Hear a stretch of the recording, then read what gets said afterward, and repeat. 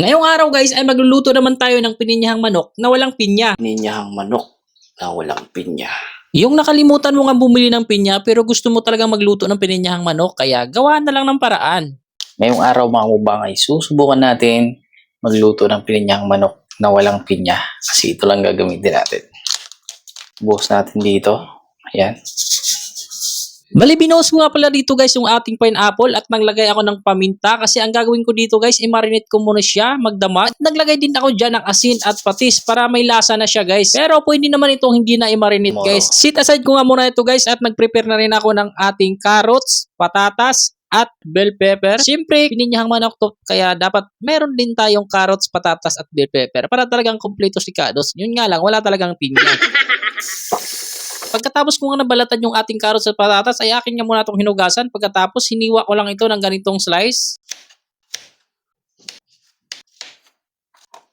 Guys, tapos na natin mahiwa yung ating patatas and carrots.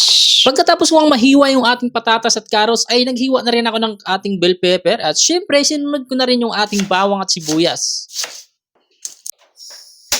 Sa kawali ay nagpainit lang ako ng mantika at igigisa na natin yung ating bawang at sibuyas. Sabay-sabay na yung sibuyas at bawang. Ayan. Natin yung ating manok. Pagkatapos ko nga itong magisa yung ating manok, ay atin lang itong takpan sa loob ng 2 minuto. Natin mga 2 minutes. Pagkaraan ng 2 minuto ay naglagay lang ako dito ng dahon ng laurel at nilagay ko yung sauce ng minarinate natin. At syempre naglagay din ako ng konting tubig. At syempre para lalong sumarap ay naglagay din ako ng chicken cubes. At takpan lang natin ito sa loob ng 5 minuto. 5 minutes. Pagkaraan ng 5 minutes. Lagyan na natin yung ating carrots at patatas.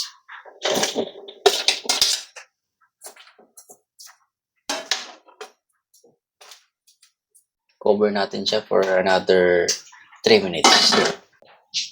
After 3 minutes, lagyan na natin yung ating bell pepper. Siyempre, yung magkumpleto sa ating dish, ayan. Siyempre, fresh na gata.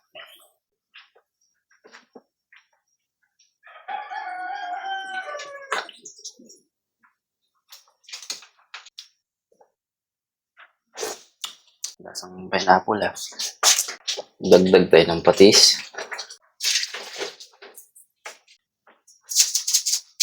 Optional konting suka para hindi masira agad yung inyong ulam.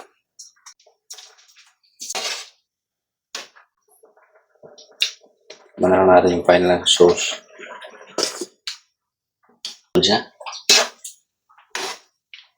At ito na guys, luto na yung ating pininyahang manok na walang pinya.